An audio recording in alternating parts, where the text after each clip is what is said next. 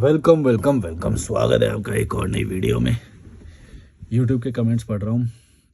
13 दिन पुराना कमेंट है। प्रियंका सिंह बोल रही है, लॉजिकल मलिक, आप मुझे कॉल भी कर सकते हो, डिस्क्रिप्शन में ईमेल और इंस्टाग्राम है। Logical Malik is not saying big big things, he is just living a simple and free life. वो भी समाज में 95% लोग नहीं कर पाते क्योंकि उनमें पाखंड भरा हुआ है और वो फ्रीली और लॉजिकली नहीं सोच पाते। ये लाइक कर देता हूँ मैं, ये अच्छा कमेंट है। मतलब बात सही है, क्योंकि ये देखो बिग बिग थिंग्स से वैसे भी कुछ होता नहीं है, इसलिए मैं कभी बड़ी बड़ी बातें करता ही नहीं हूँ। बदलाव हमेशा छोटा छोटा आता है और ग्रेजुअल आता है। हाँ, वो छोटा छोटा करते हुए कभी कभी एक एक्सपोनेंशियल टाइम आता है जब तुम्हारा एक ग्राफ एक्सपोनेंशियल तरीके से बढ़ता है, एकदम से तेजी से ऊपर को जाता है। लेकिन उसके जो एक्शंस होंगे वो हमेशा छोटे छोटे ही होंगे, जो तुम्हें रेगुलर तुम कर सकते हो। कभी कभी ऐसा भी टाइम आएगा कि तुम्हें एकदम बड़ा हाथ मार सकते हो, उसके लिए भी तैयार रहना। लाइट सही आ रही है। तो कभी कभी ऐसा टाइम आएगा कि तुम बड़ा हाथ भी मार सकते हो, लेकिन जब वो सिचुएशन आएगी तभी करना। तो और तब तक तुम छोटी छोटी चीज़ों को जो अप्लाई कर सकते हो, जो मैं बोलता हूँ कि अपनी हेल्थ के लिए करो, अपने ग्रोथ के लिए करो, अपने मेंटल पीस के लिए करो, घटिया लोगों को छोड़ दो, ये सब जो बोलता हूँ मैं, ये छोटे छोटे एक्शंस हैं। लेकिन ये तुम्हारी मेंटल एनर्जी को इतना ज़्यादा प्रिजर्व करेंगे, इतना ज़्यादा बचाएंगे कि तुम्हारी ग्रोथ बहुत तेज़ी से होगी। और तुम समझोगे इस बात को कि जब दिमाग शांत रहता है ना भाई, काम बहुत ज़्यादा तेज़ी से होता है। बहुत सारे डिस्ट्रैक्शंस तुम्हारी लाइफ में ऑलरेडी है और आएंगे भी फ्यूचर में। ऊपर से हम ये घटिया चीज़ों को और अगर जोड़ लेंगे, ये जो समाज की और ये सब जो छोटी मानसिकता से रिलेटेड जो होती हैं, तो फिर हम आगे कैसे बढ़ेंगे, उस समाज से निकलेंगे कैसे। मैं लोगों को देखता हूँ, मैंने पहले भी ये बात बोली है कि भाई वो उसी मोहल्ले में रहते हैं और वो उन्हें नॉर्मल लगता है। बताओ, मैंने ऐसे ऐसे लोग देखे हैं, या जहाँ से मैं भी निकल के आया हूँ, वो लोग अभी भी उसी मोहल्ले में रह रहे हैं। आज भी नाले के किनारे घटिया लोग, छोटी क्लास के लोग, कोई रेडी वाला है, कोई सब्जी वाला है, कोई टैक्सी वाला है, कोई ऑटो चलाता है, इस तरह के ये लोग हैं। और ये लोग उन्हीं लोगों के बीच में आज भी रहे जा रहे हैं। मतलब इनको इसमें कोई ना तो गलती नजर आती है, ना ही नहीं ये नजर आ रहा है कि वहां पे देखो पोल्यूशन है, घटिया लोग हैं, छोटी सोच के लोग हैं। और मतलब मैं कैसे बताऊं, मतलब मैंने ऐसी ऐसी सिचुएशंस देखी हैं कि लोग लड़ रहे हैं कि भाई शादी में तू जाएगा, मेरे को यार ऐसे रोते हैं। पता है कैसे रोते हैं? अरे यार, ये कल इसकी शादी है, मेरे को तो यहाँ जाना है। अब बताओ, तुम रो कैसे रहे हो इस पे? शादी है, या तो खुश हो उसके भाई कि शादी है, तुम इंजॉय करते हो उसे, या नहीं करते हो तो उसको सीधा बोलो कि भाई मेरे को शादी नहीं करनी। तुम क्या करते हो, पहले 5,000 लोगों को शादी में बुलाते हो और फिर उन 5,000 में शादी में तुम्हें जाना भी पड़ेगा। वो भी एक बर्डन है। मतलब शादी को ऑर्गेनाइज करना भी एक बर्डन है, और फिर तुम्हें उन लोगों की शादी में पहुंचना पड़ेगा, ये अपने आप में एक बहुत बड़ा बर्डन है। मतलब जब तुम शादी ऑर्गेनाइज करते हो तब तुम्हारा पैसा खर्चा हो रहा है, टेंशन एनर्जी सब कुछ जा रहा है, तुम रो रहे हो एकदम। मैंने पर्दे के पीछे सब रोते ही हैं भाई, कोई खुश नहीं हो सकता जब इतना सारा पैसा जाता है। ईएमआई बन जाती है, बच्चे को फिर कुत्ते की तरह और काम करना पड़ता है, बच्चे को भी, खुद को भी, सबको, है ना। फिर ऊपर से जब एक एक शादी, उन 5,000 लोगों में से जब भी किसी की शादी होगी या उनके घर में शादी होगी, तब ये फिर से रोते हैं कि हम वो शादी में आए थे, हमें भी जाना पड़ेगा अब 200 किलोमीटर या 500 किलोमीटर दूर, जितना भी है। तो पता है, दोनों तरफ से रो रहे हैं। ये कैसे हो सकता है? ये लॉजिकल कहाँ से है, ये बताओ। या तो तुम ये बोलो, या तो मुझे मतलब ये दिखाई देता तुम्हें सच में बहुत सही बोलता है इस चीज को, कि तुम जब ऑर्गेनाइज कर रहे हो शादी को तब तुम खुश हो रहे हो और वो भी खुश हो रहे हैं, मजा आ रहा है। और जब तुम उनकी शादियों में जा रहे हो, उन 5,000 लोगों की में, तुम रो के नहीं जा रहे हो, तुम खुशी से जा रहे हो, तुम्हें मजा आ रहा है। यहाँ पे देखता हूँ, अब उसकी शादी में जाना पड़ेगा, जैसे ही जाओ शादी में तो 5,000 रुपये खर्च हो जाते हैं। ऊपर से जो उस दिन की जो क्लाइंट्स की मीटिंग है, या फिर जो जॉब है, या जो दिहाड़ी वाले जो होते हैं उनकी दिहाड़ी भी चली। उस दिन की कमाई वो भी मारी जाएगी। रेंट प्रॉपर देना है दुकान का, पर उस दिन का गया खर्चा। क्यों? क्योंकि शादी में जाना है और भाग रहे होते हैं भाई। मैं सच बताऊं, ये पीस के साथ नहीं जा रहे होते। पीस को मैं बहुत ज्यादा इंपॉर्टेंट मानता हूँ भाई, लाइफ में ना पीस होनी चाहिए। ये पता है, कुत्ते की तरह भाग के जा रहे होते हैं, या रात में जाऊंगा, रात में अटेंड कर लूंगा, सुबह आके दोबारा दुकान खोल लूंगा या काम पे चला।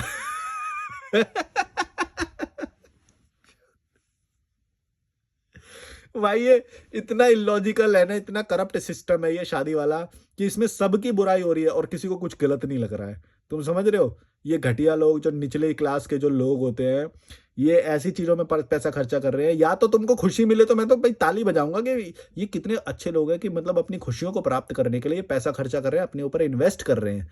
लेकिन ये कर नहीं रही है, पैसे को जला रहे हैं और उससे खुश भी नहीं हो रहे हैं। उल्टा उल्टा रो रहे हैं कि तू शादी में जा, मेरा इंपॉर्टेंट काम है, या तू शादी में जा। सबको शक्ल दिखा के आए, या वहाँ पे ना एक कोई पैसे लिखने वाला होता है जो शगुन वगुन जो भी नाम ऐसे दे देते हैं, सबको पता है पैसे की डील हो रही होती है। अगर शगुन ही देना होता तो बिना देखे शगुन दे के आओ ना। तुम तो पहले देखते हो कि उसने कितना दिया था, अच्छा 2100 रुपये दिए थे, अच्छा चलो 500 रुपये बढ़ा के दे देते हैं हम इस बार।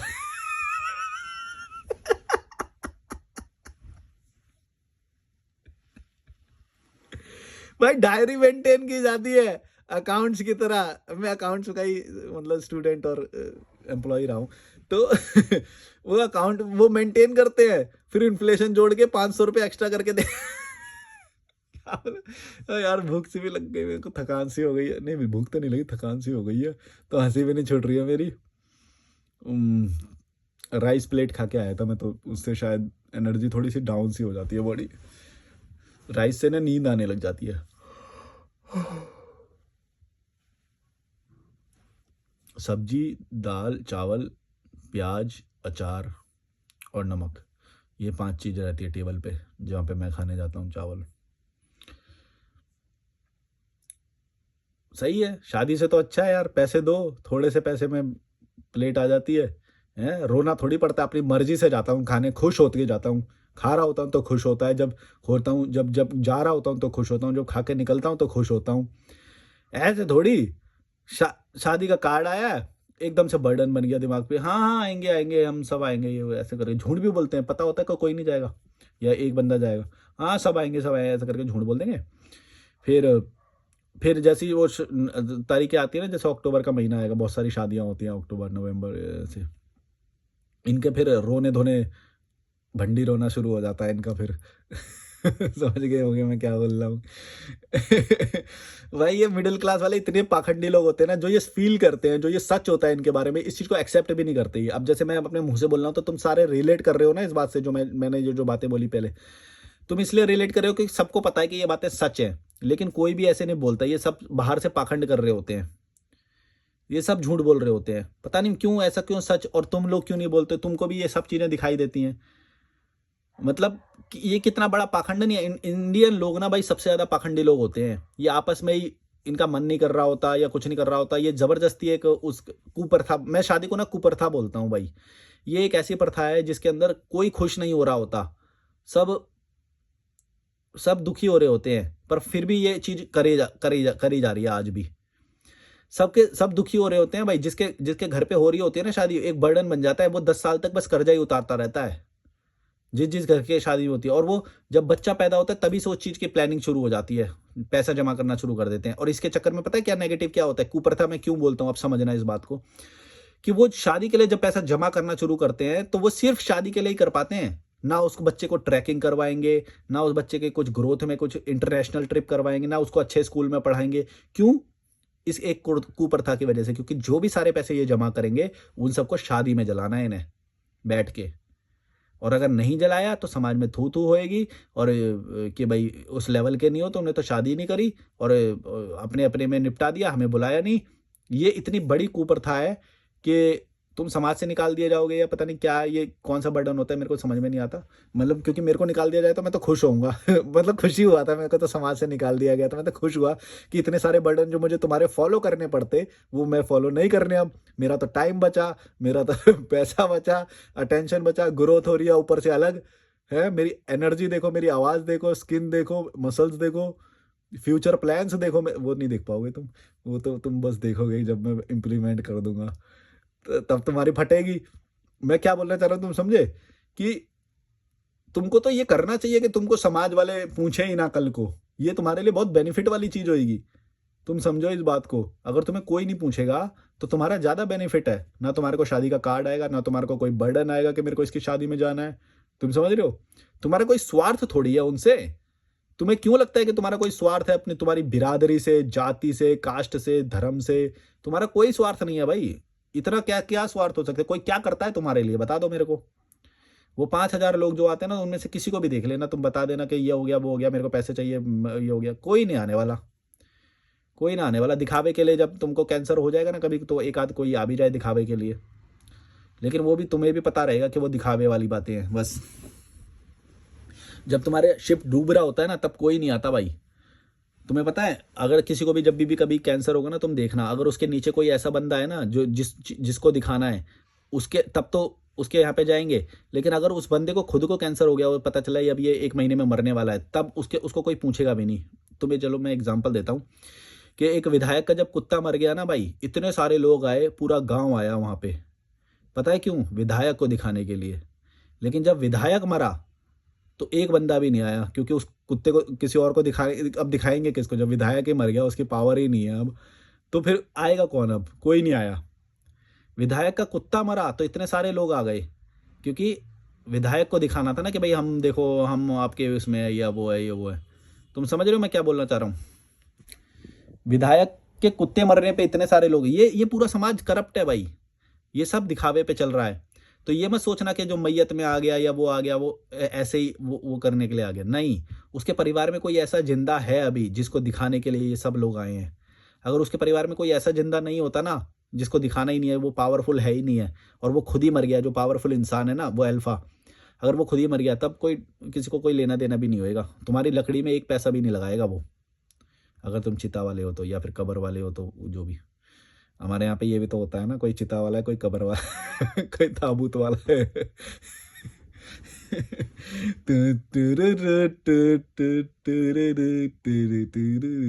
वो जो कॉफिन वाला नहीं आता था एक, 4 अफ्रीकन लोग कंधे पे उठा के चलते थे, मीम आया था बहुत पहले, 2020-19 में। तुम सोचते हो ये कहाँ कहाँ से बातें उठा के लाता है। रिलेट भी हो जाती है सारी बातें। पता तुमको भी है भाई ये सब, पता नहीं कब बोलते नहीं है तुम लोग कोई, या ऑब्जर्वेशन तुम्हारी होगी नहीं इतनी स्ट्रांग, या जो भी है, पर बोलनी चाहिए, क्योंकि सबके सामने है, और ये इनकी वजह से बहुत सारे लोगों का नुकसान हो रहा है। जो बच्चे हैं ना भाई, तुम ये सोच रहे होगे कि एक शादी में तुम्हें कुछ चमक धमक दिखाई देती होगी, तुम्हें कुछ उसके पीछे डार्क साइकोलॉजी समझ ही नहीं आती होगी कि डार्क सीक्रेट्स क्या होते हैं एक शादी के। भाई ये सारे डार्क सीक्रेट्स हैं। एक शादी, जब तुम जो चमक धमक जो शादी में देख रहे हो ना भाई, वो शादी ऐसे ही नहीं हो गई। उस बच्चे के पेट से पैसे निकाले गए हैं, उस बच्चे की ग्रोथ से पैसे निकाले गए हैं, तब वो शादी हो रही है। ऐसे ही नहीं हो रही है।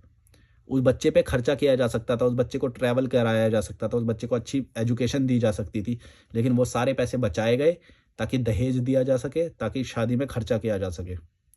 तो जब भी तुम्हारी शादी हो जाएगी, हो रही होगी, अपने माँ बाप की गुद्दी पकड़ना और बोलना कि भाई ये पैसा जो तुम अभी ये जो जला रहे हो अपनी इज्जत के लिए, वो तुमने अपने लिए पैसा खर्च जमा किया है। ये जो तुम ताम झाम जो कर रहे हो ना, अपनी इज्जत के लिए कर रहे हो।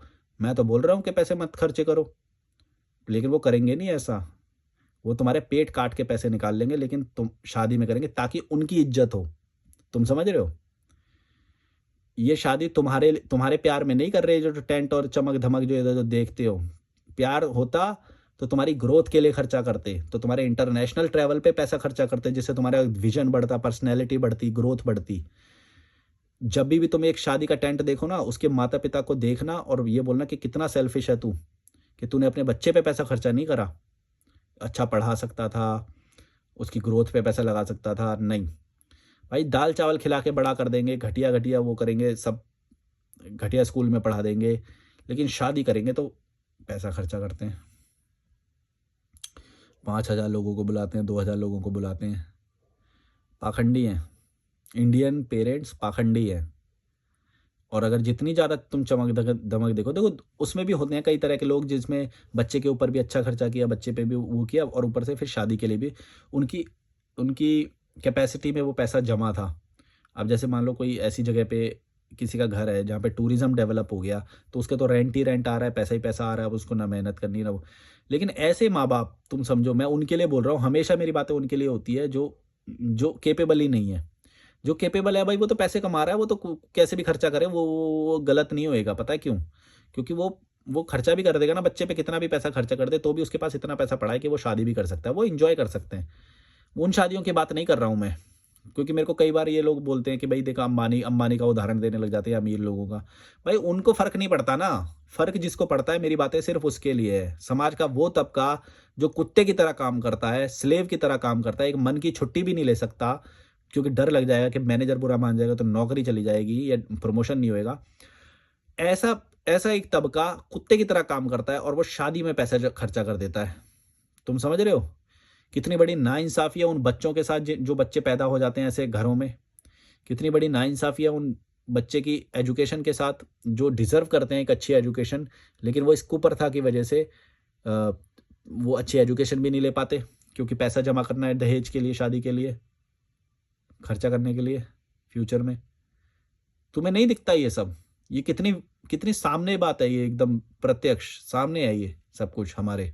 हम सब बचपन से होते हुए देखते हुए आए हैं ये सब, हैं? बकरे की तरह सजाया जाता है उस दूल्हे को। और उनको पता नहीं कैसे, तुम खुश कैसे हो सकते हो यार? अबे तुम्हारा काटा जा रहा है, तुम्हें दिख नहीं रहा है।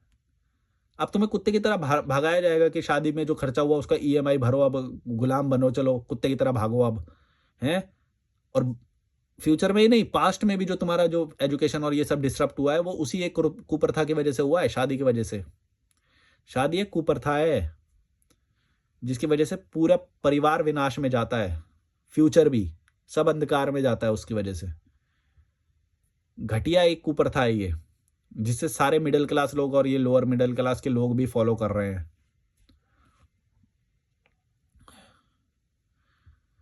भाई ऐसी चीजें करो जिससे तुमको ग्रोथ मिले। क्या समाज समाज, बिरादरी बिरादरी, इज्जत इज्जत, बकवास चीजें, इससे कुछ नहीं मिलता है भाई। सिर्फ बर्बादी होती है तुम्हारी, तुम्हारे बच्चों की, और तुम्हारे बच्चों के जो बच्चे होने वाले हैं वो भी यही फॉलो करेंगे। इंडियन लोग पाखंडी हैं, इन्हें सब पता होता है, फिर भी ये इज्जत के लिए ये करते हैं। इज्जत कोई क्या है? इज्जत कौन भड़वा है जो तुम्हारी इज्जत करेगा तो तुमको वो मिलेगा? सब दो कौड़ी के हैं यहाँ पे। तुम भी तो दो कौड़ी के ही हो। मैं